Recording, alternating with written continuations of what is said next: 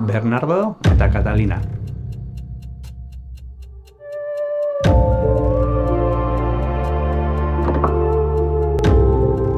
Ala bazan edo ez bazan, entzun dadila naiz irratian.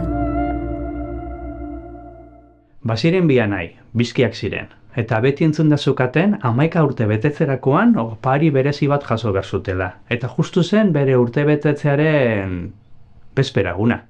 Ta orduan, amaren gana joan ziren, eta esan ziren. Ama, mesedez, esan zin da gure biharko oparilla, bihar da gure urte betetzea, eta jakin nahi dugu zein da oparilla. Eta amak esan zuen, biharkua. Gaur ez da zuen urte betetzea, bihar dira. Orduan, bihar ikusiko duzu ezin den oparilla. Joan zaitezte ohera, eta Bernardo eta Catalina ohera joan ziren. Ta ohean zirenian ama sukaldera jetxi zan, eta sukaldean han zegoen aita. Eta aitak esan zion amari, Txeko Andre, badakizu ondo zindan bilarko oparilla prestatu behar dezuna, ez? Ta, bai, gogatzen zara? Bai. Esango izu ezin zen oparilla. Oparilla berez zen Bernardo eta Catalinentzat, oparilla berez zen aitarentzat. Amak egin beharrekoa zen espata bat hartu, ondo zorroztu, eta horrengo gunean Bernardo eta Catalinari burua moztu, gorputza txikitu, sukaldatu, aita jateko. Ta, Txeko Andreko egin zuen. Han, altzari batera joan zen, altzaria zabalduta, antxe zeon, horrelduta, zea, espata, eta han hasi izan zorrozten, harri batekin, eta bitartean Bernardo eta Catalina oetik entzuten, eta zertan ari da ama, zerbait gure oparilla, biharko oparilla prestatzen, eta zizango te da, ez daki zerbait metaleskoa da, porque, soinua entzuten dut, zizango da, zea bat, pultzera bat, ez, Katalinek esan zuen, lepoko bat izango da, lepoko bat horrengo egunean egongo ziren leporik gabe, baino, antxe zian, txikiak, eta lo gelditu zian, eta ama, antxe, eta txikia lokartu ziren metalaren hotzarekin. Eta jardun zen gau osoa ama, zorrozten, eta goizeko 7 zirenian, oiarrak intzuen, kukurruku! Eta momentu horretan, amak esan zuen, zorroztuta dago, txikiak esnatuko dira, eta hartu zuen porru bat, eta larri mozteko, eta antxe, jetxi ziren oetik Bernardo eta Catalina amaren gana, eta amak izkutatu zuen zea espata, eta ama, gaur gure eguna da, zein da oparilla? Beti entzun dugu 11 urte daramago entzuten opari berezia jaso behar genula 12 urte betetzerako eta gaur da gure eguna eta oinik ez dago zorroztuta, ez da prestatuta. Zaitezte eskolara, eta eskolatik bueltatzen zaretenean, oparia jasoko duzue. Ama, gaur gure urte betetzeguna da. Zue jaio zinaten eguerdiko 12an. Orduan, eguerdiko 12ak arte ez da zuen eguna. Joan zaitezte! Ta Bernardo eta Catalina joan ziren eskolara. Eta antxe jardun zen ama zorrozten, txikiak eskolan ikasten, eta bea zorrozten, eta justo, eguerdiko 12ak. Txirrina jo zuen, daukan paiak alai horretan ez dakiz zegoen, baina txikiak, gure eguna, etxera joango gara! Ta amatxok, han? Hartu zuen bi porru eta aber ondo mozten zuen eta porrua bola botata, eta porrua, tak. Ondo dago, Bernardo eta Catalina ziztu bizian baserri iruntzu. Kaldera ingo izuet, zein nahiagotu zen lehenengoa baserrira? Hola esaten ziatenek, behintzat ipuina kontatzen ziadatenian. Zein, Bernardo ala Catalina?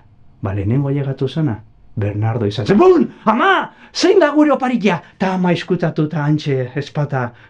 Zure oparilla? Handago, pasillo bukaeran, armario barruan, eta zein da oparilla? Baso batezne, ze goxoa, eta Bernardo gixagoa, ara joan zan, altzaria zabaldu eta dana ilun.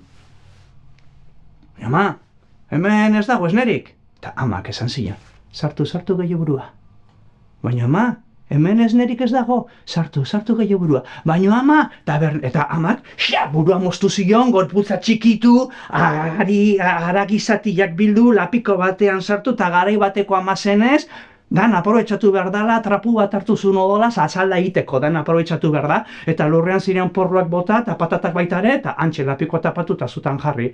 Eta antxe aiatu zen Catalina, bun, ama, zein da, amenago, zein da gure oparilla? Eta amak esan zion, antxe dago, pasillo bukaeran, altzari barruan, eta zein da oparilla? Baso batezne, ke guai, baso batezne. Ama, hemen ez dago esnerik? Eta amak esan zion, sartu gehiago burua. Baina, ama, hemen esnerik ez dago, sartu gehiago burua, eta kendu pixka bat ikia, mesedez. Eta ama, espatu ala zukanian, eta Catalina hola zegoenian, ama, espata jizteak zegoenian, Catalinari usain goxoa sartu zitzaion, zudur zulotik, eta, ama, Baskari berezia prestatu dezu, eta gure gixajua sukaldera joan da, eta antxe lapikoa zabalduta zikusi du, han sukaldatuta bere anaia patata karten eta porru karten begi bat emendik behatza bat mendu, eta zer dau? Eta ama jonzitzaion, eta lapikoa tapatuta. Gure sekretu ikusi dezu. Aita eta ama zorgina eta aztiagara, eta bai, nik hildu, eta, Bernardo, zure aitak jan behar dula, eta hoin zu, zorgina birtu behar zara, eta zorgin txintxoa izan behar zara, hartu lapikoa anaiarekin, eta eraman aitari. Aita handago mendian, ardiekin, aita jandezalata. Antxe, Katalina negarrez hartu zuen lapikoa eta nera naia zukaldatuta. Usain goxua ateratzen zanta, batzutan horretzen zuen. Ezin dut, eta aurrera joan zenan malda gora tipitapa, eta malda erdian, ipuinetan gertatzen da bezala, amon bat agertu zen. Eta amonak esan zion, Katalina, nola dakizun ere izena? Ipuin bada.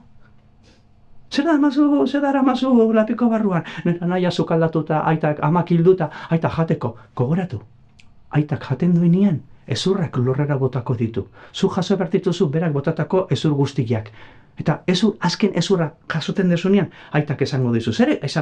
Zer egiten dezu? Eta zuk esan behar diozu, ezurrak biltzen jolasteko sorgin gazte bat naiz, Eta behin bildutak daudenean, joan zaitez baserrira. Eta antxe baratzan zulo batekin, bota ezurrak eta lurra eman.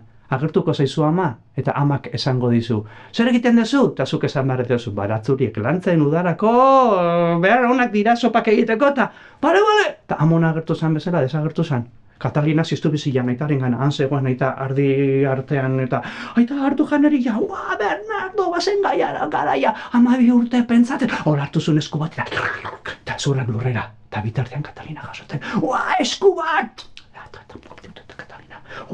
Gehien gustatzen zaidan mokoa doa! Begila zan. Eta hola egin zuen, ezurra bota, Katalina bildu.